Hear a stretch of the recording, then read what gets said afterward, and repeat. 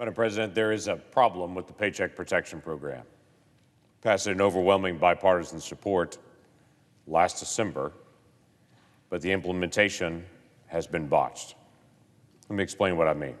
If you're a small business owner, if you're an individual that is a sole proprietor or what's called a Schedule C, you had major issues in trying to be able to cover your employment last year, you would turn in and make a request for the Paycheck Protection Program. It was extended in December of last year for only the hardest hit businesses, those that had a 25% loss or more. Those businesses could not survive into the next year. So we extended it out and allowed them to be able to get additional time and an additional couple of months of payroll to be able to make sure they make it. Now, for these extremely small businesses, these sole proprietors, these individuals that are out there, this means just them, or sometimes them and one other person that they're actually covering the expenses for. These are not our mega businesses. These are our backbone smallest businesses. This is the truck driver in Oklahoma. This is the piano teacher in Oklahoma. These are folks that are actually trying to be able to make a living the best way they know how. When it was passed in December, the Small Business Administration interpreted that rule to say you could only use your net expenses for that, your net expenses.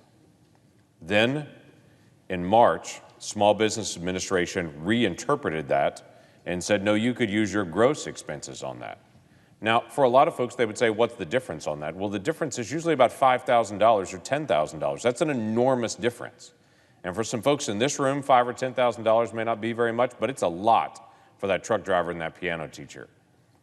So the logical thing for Small Business Administration to do would be to say, okay, we changed the rule in March from what it was earlier, so let's make it retroactive that folks that applied early, the most desperate folks, could actually still get the difference. But that's not what happened.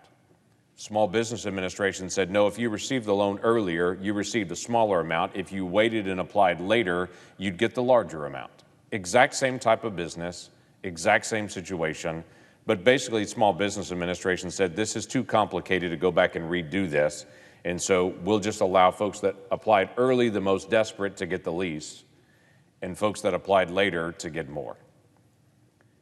We're bringing an amendment that would just fix that and would allow the folks that applied early, the most desperate folks, to be able to get the help, to be able to get the same level of help as the folks that applied later.